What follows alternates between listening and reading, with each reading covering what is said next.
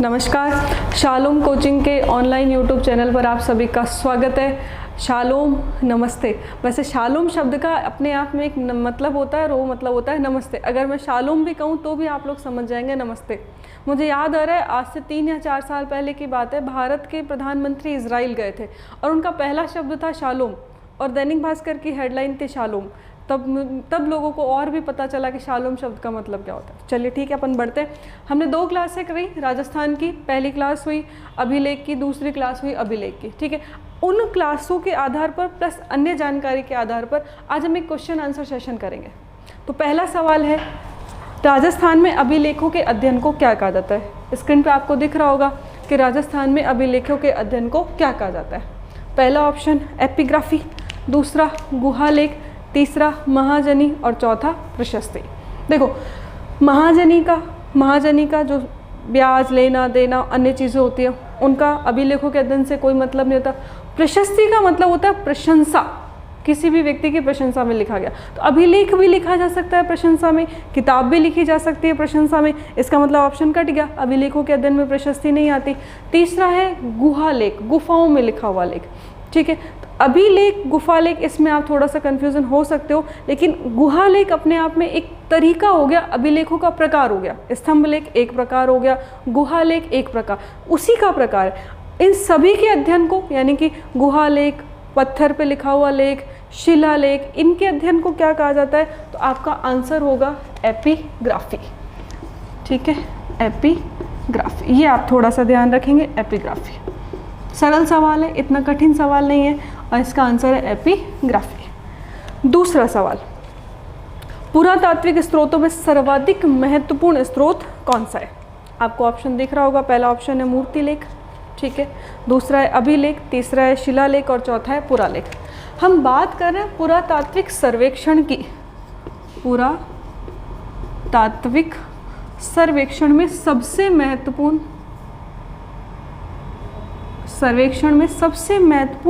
कौन सा क्षेत्र है, कौन सी चीज़ है? ठीक है, तो पुरातात्विक स्रोतों में सबसे महत्वपूर्ण कौन सा है? पहला ऑप्शन है मूर्तिलेख। चलो देखो, बात करते हैं मूर्तिलेख की। ठीक है, दूसरा ऑप्शन है आपका अभिलेख, इसकी भी बात करते हैं, अभिलेख। तीसरा ऑप्शन है आपका शिलालेख और चौथा ऑप्शन है आपका गुहालेख या पुरालेख बोलते हैं। अब सवाल पूछा पुरातात्विक अध्ययन में सबसे महत्वपूर्ण कौन सा है। देखो, मूर्तिलेख, मूर्तियों पर लिखा गया विष्णु भगवान की पूजा, कृष्ण की पूजा, शंकरशन, बलराम की पूजा, इनके संदर्भ में जानकारी मिलती है। इतिहास की धार्मिक जानकारी हमें मूर्तिलेख से मिल जाती है, इतिहास के अन्य पक्षों की जानकारी हमें मूर्तिलेख से नहीं लिखती। तो ये सबसे महत्वपूर्ण नहीं होता, ये कट गया। उसके बाद में हम बात करते हैं शिलालेख की, पत्थर पर लिखा गया अभिलेख। ठीक है, तो अभिलेख और शिलालेख एक्चुअल में क्या है? ये अभिलेख का प्रकार है। शिलालेख जो पत्थर पर लिख दिया, किसी सिक्के पर लगा दिया, दानपत्र पर लगा दिया, ताम्रपत्र पर लगा दिया, तो ये अभिलेखों का एक प्रकार होता है शिलालेख। तो ये तो एक टाइप हो गया, ये भी इतना महत्वपूर्ण नहीं बचा। पुरालेख यानी कि कुछ ऐसी तात्विक चीज़ें जो लिखी गई है। तो सबसे महत्वपूर्ण कौन सा हो गया? अभिलेख। सबसे महत्वपूर्ण अभिलेख मैंने आपको बताया था पहली क्लास में। अभिलेखों में क्या क्या आ जाता है? पत्थर पर लिखा हुआ, सिक्के पर लिखा हुआ, ताम्रपत्र पर लिखा हुआ, दानपत्र पर लिखा हुआ, वो सब अभिलेखों में शामिल हो जाता है। तो पुरातात्विक सर्वेक्षण की दृष्टि से सबसे महत्वपूर्ण तत्व कौन सा हो जाता है? आपका अभिलेख। ठीक है, तीसरा सवाल, प्रारंभिक अभिलेखों की भाषा कौन सी है? प्रारंभिक अभिलेखों की भाषा कौन सी है? राजस्थान का पेपर है तो राजस्थान के संदर्भ में बात करेंगे हम, नेशनल संदर्भ अलग होता। तो पहला ऑप्शन आपको दिख रहा है संस्कृत, दूसरा हिंदी, तीसरा उर्दू और चौथा फारसी। संस्कृत, हिंदी, उर्दू और फारसी। ठीक है, तो बात करते हैं एक एक की। पहला ऑप्शन है संस्कृत, हिंदी, उर्दू और फारसी। ऑप्शन काट कर आंसर निकालना ये भी एक तरीका होता है। देखो, भारत की बात कर रहे हैं तो भारत में फारसी, तो कभी इतनी महत्वपूर्ण भाषा थी नहीं अभिलेखों की, क्योंकि ये 700 ईस्वी के 8वीं शताब्दी में प्रवेश करे हैं, उसके बाद में फ़ारसी हमारे यहाँ पर भाषा आई है, और अभिलेख पुरालेख बाद की बात है। उर्दू अपने आप में कोई लिपि नहीं होती, स्क्रिप्ट नहीं होती, स्क्रिप्ट होती अरबी, ठीक है। तीसरा बात करते हैं हिंदी। हिंदी भाषा है, लिपि नहीं है, लिपि होती है देवनागरी। देवनागरी भाषा की भी बात करते हैं। हमारे यहाँ पर प्राचीन काल में जो सबसे ज़्यादा बोली जाने वाली भाषा थी संस्कृत। ऐसा कहा जाता है कि जो सभ्य समाज या अपर क्लास के लोग होते थे वो भी संस्कृत बोलते थे। तो अभिलेख लगवाने का काम मिडिल क्लास या लोअर क्लास के लोग सामान्यतः नहीं करते थे। मैं ऐसा नहीं कह रही कि बिल्कुल ही नहीं करें, पर सामान्यतः। तो मुख्य रूप से जो लोग संस्कृत बोलते थे वही संस्कृत पढ़ते थे और वही संस्कृत समझते थे। तो शुरुआत में, प्रारंभिक क्वेश्चन है, शुरुआत में अभिलेखों की भाषा कौन सी होती थी? संस्कृत। तो यहाँ पर आप ऑप्शन काट के अपने कॉमन सेंस से भी इस चीज़ का जवाब निकाल लोगे, ठीक है। अगला सवाल है, नेक्स्ट सवाल, राज प्रशस्ति कब और किसके द्वारा स्थापित की गई? राज प्रशस्ति कब और किसके द्वारा स्थापित की गई? पहला ऑप्शन आपको दिख रहा है कि राज सिंह 1676। इसमें एक सरल सवाल है, बिल्कुल सरल, आपको समय चीज़ें याद हो तो आप सीधा निकाल दोगे। ऑप्शन ए आएगा, राज प्रशस्ति 1676। फिर भी बात कर लेते हैं, कुंभा ने 1436 में, नहीं, उससे कोई लेना देना नहीं है।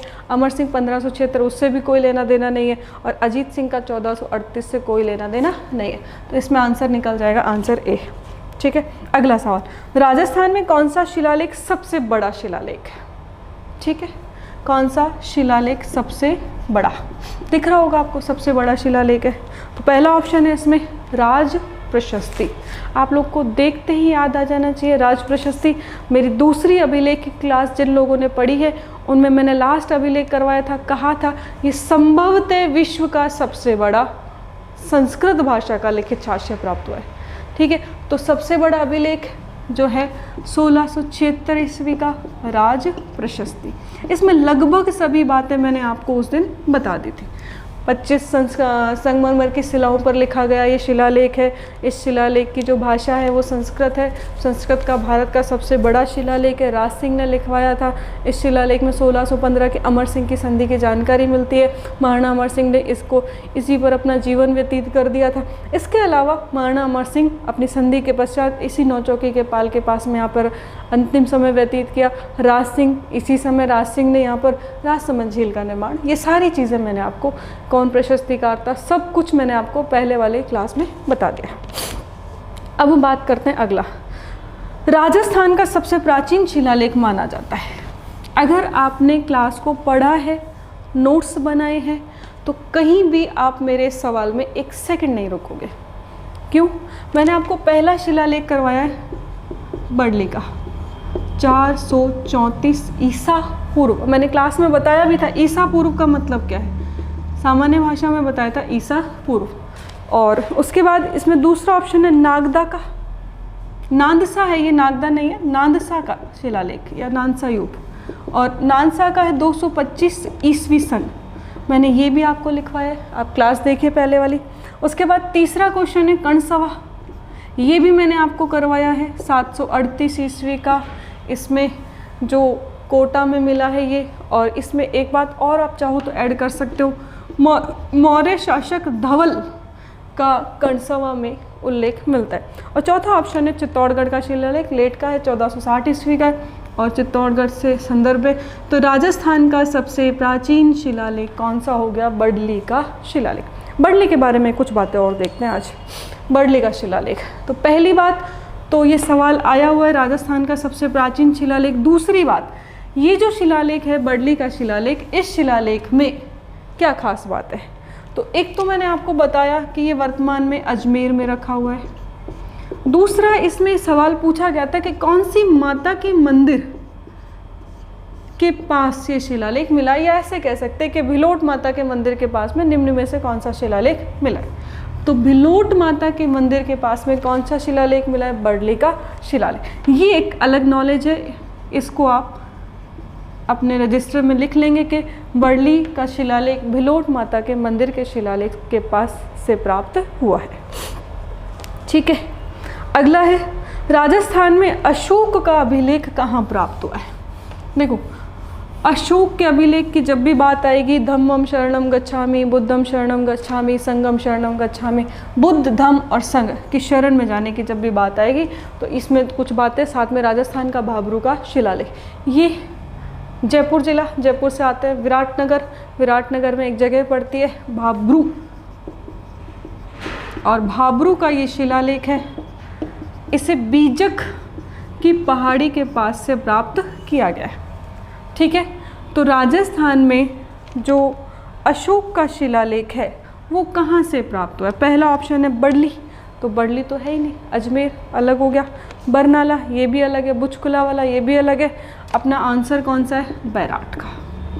इनकी आप थोड़ा ध्यान रखेंगे, बुद्ध धम्म और संघ, बुद्ध धम्म और संघ, इन तीनों की शरण में जाने के लिए जो बात कही गई है वो भाबरू के शिलालेख से की गई है।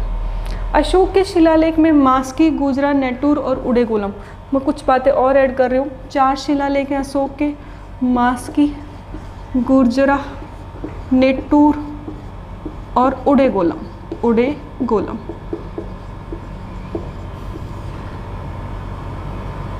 ठीक है, इसमें आप एक बात ध्यान दें, 4 हैं, अलग अलग है। इसमें एक बात आप ध्यान रखेंगे, ये 4 वो शिलालेख है जहाँ से अशोक का नाम प्राप्त होता है। देवा नाम प्रिय अशोक लिखा है, साफ साफ लिखा है यहाँ पर अशोक।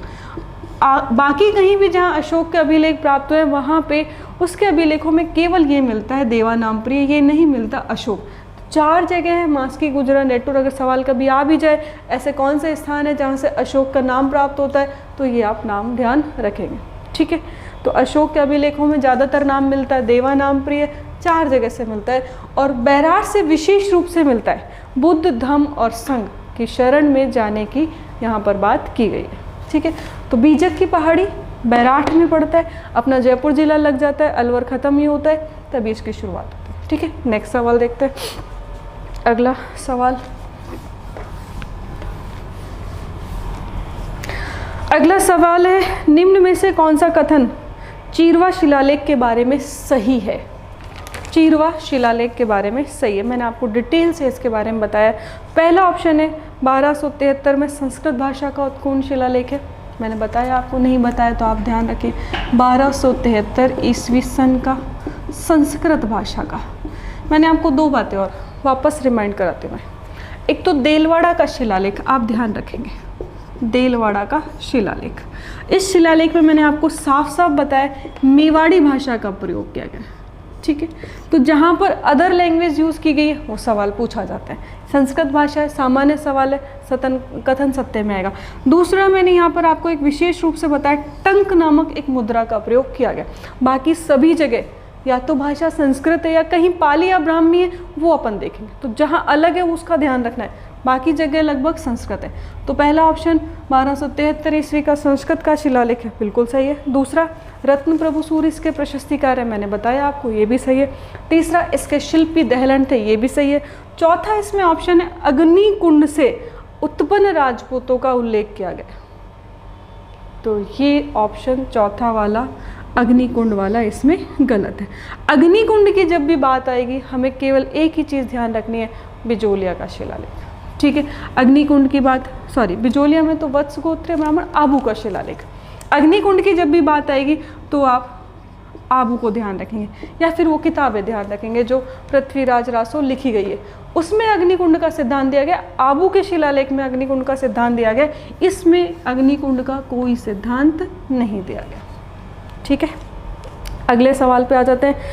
किस शिलालेख में सांभर व अजमेर के चौहान शासकों का वर्णन मिलता है?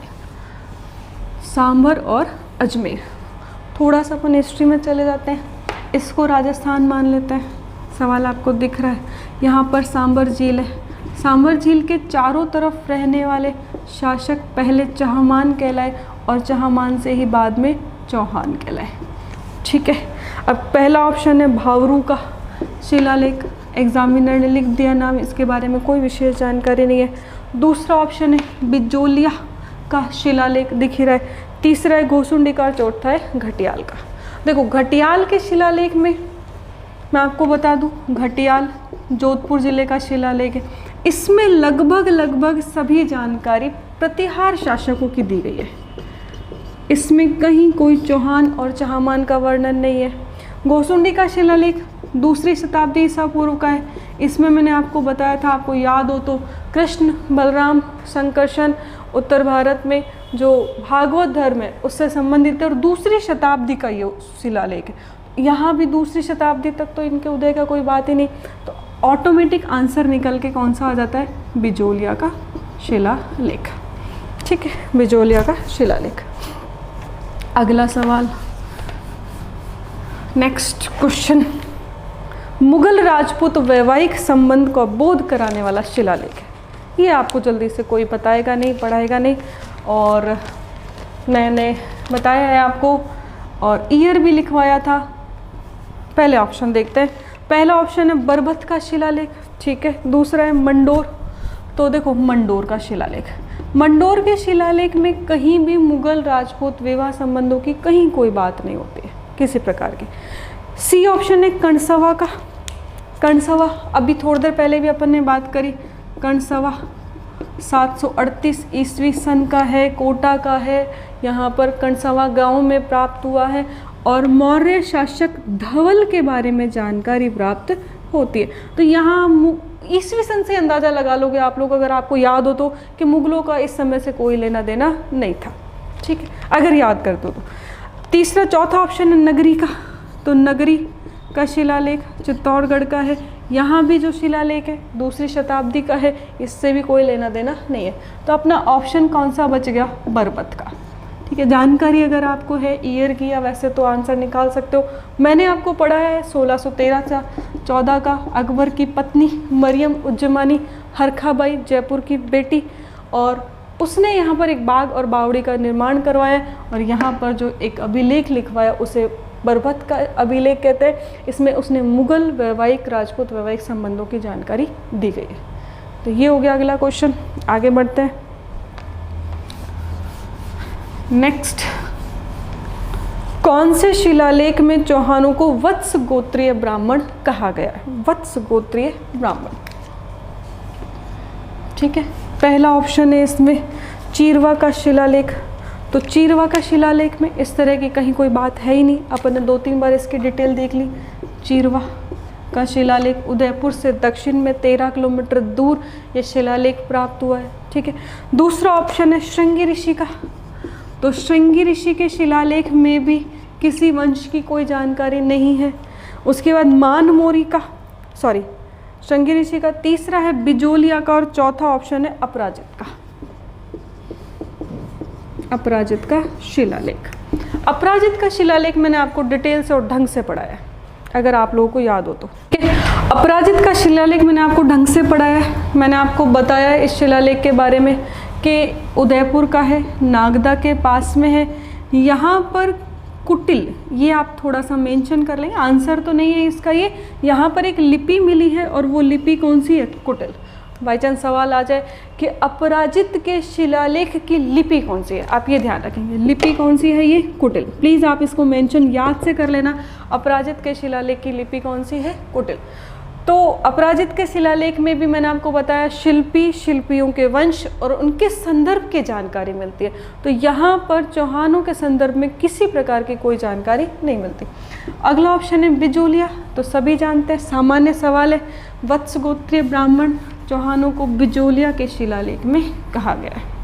ठीक है, अगला सवाल, कौन सा अभिलेख कर्नल जेम्स टॉड समुद्र में फेंक दिया था ले जाते समय।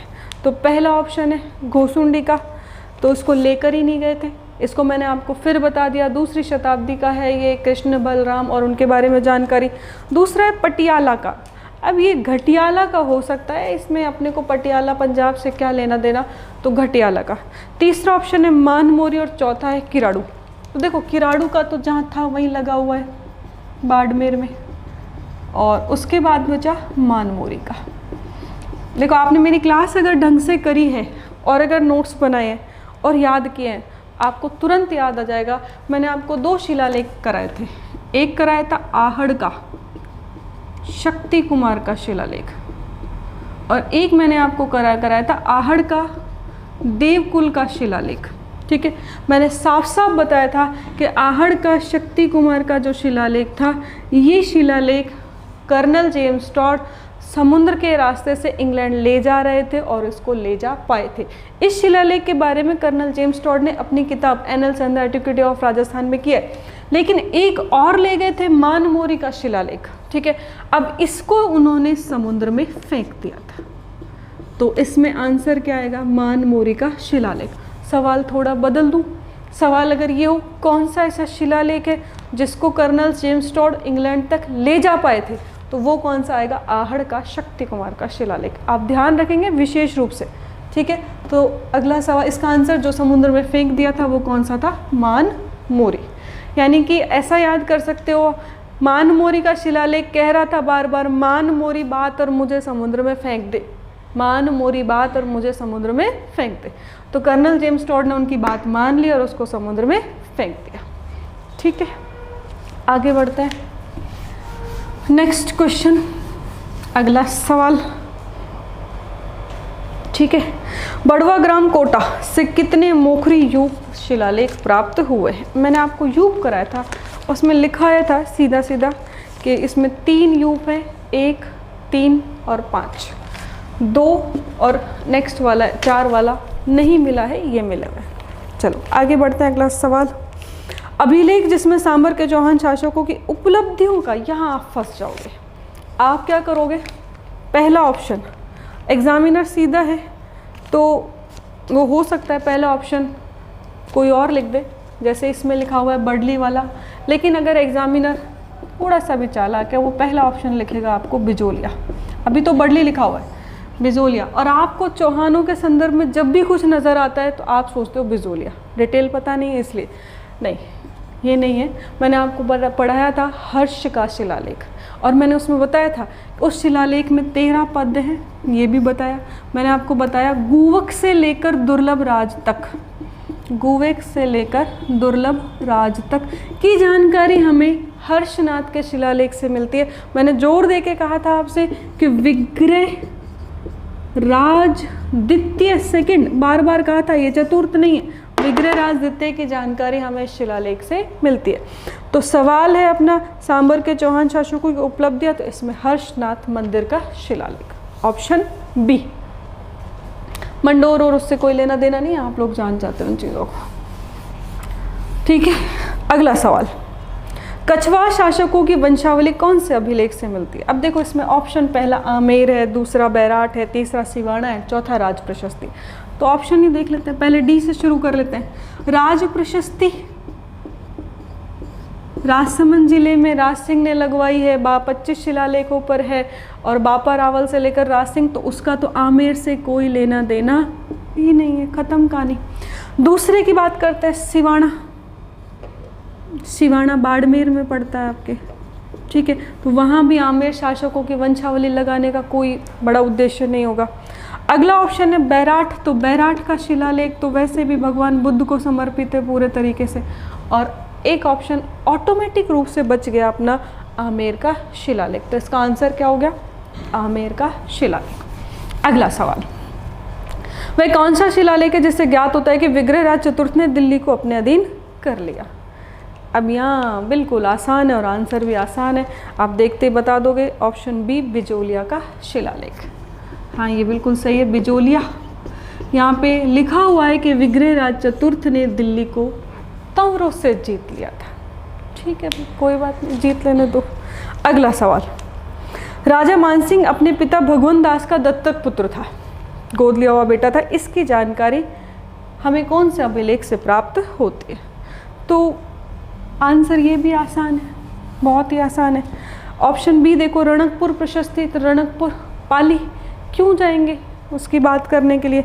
अगला राम सिंह की प्रशस्ति 15 है, ये संभव हो सकता है राम सिंह, क्योंकि राम सिंह का संबंध है। उसके बाद राज प्रशस्ति महाकाव्य 1600, राज प्रशस्ति से भी कोई लेना देना नहीं। पहला ऑप्शन है जमवा रामगढ़ प्रस्तर लेख 1631, जमवा रामगढ़ प्रस्तर लेख 1631। ठीक है, आंसर है, आंसर खुद भी कहता है कभी कभी कि मैं आंसर हूँ, अगर आप उसे समझे तो। अगला सवाल, वह शिलालेख जिसमें 62 श्लोक वेद वर्मा चित्तौड़ निवासी द्वारा रचित है तथा बप्पा से लेकर, अगर आपने मेरी क्लास थोड़ी सी ढंग से करी है तो आप इसका आंसर एकदम बता देंगे। देखो, मैंने आपको पढ़ाया है चीरवे का शिलालेख और दिलवाड़ा और उपयुक्त में से कोई नहीं, तो मैंने आपको आबू का शिलालेख पढ़ाया था, ठीक है। आबू के शिलालेख में मैंने आपको साफ साफ बताया था इसका लेखक वेद शर्मा नामक व्यक्ति है। लिंक भी था, 2 शब्दों का आबू है, 2 शब्दों का वेद है, तो वेद शर्मा नामक व्यक्ति आप पढ़ेंगे आबू के शिलालेख में, आपको साफ साफ नाम मिलेगा वेद शर्मा। मेरी क्लास में मैंने आपको बताया, ठीक है। जो मैटर मैंने आपको बताया उससे सभी लगभग सवाल हल हो रहे हैं। हाँ, राजस्थान पुलिस, पटवारी, SI तक का स्तर था ये, और उस स्तर पर लगभग सारे सवाल आपके हल हो रहे हैं। RS में भी सवाल हल होंगे अगर आप चीज़ों को ढंग से, क्रम से, जैसे मैंने बताई वैसे का वैसे याद करते तो, ठीक है। आज के लिए इतना ही, थैंक यू। कल एक क्लास और क्वेश्चन आंसर की, कोई इंपॉर्टेंट सवाल होगा तो देख लेंगे, नहीं तो कल मैं आपको मेवाड़ का जो इतिहास है, गुहिल वंश का इतिहास है, वो शुरू करूँगे। अच्छा, जैसे अभी मैंने पेपर आप लोगों को बताया, आज तो ऑफलाइन क्लास है, हो सकता है कभी मैं लाइव क्लास करूं, और जितने भी बच्चे पढ़ते हैं वो अगर मुझे उसी समय जवाब देते हैं तो ये मुझे खुशी होगी कि आप लोग उसी समय पढ़ाई कर रहे हो। Thank you.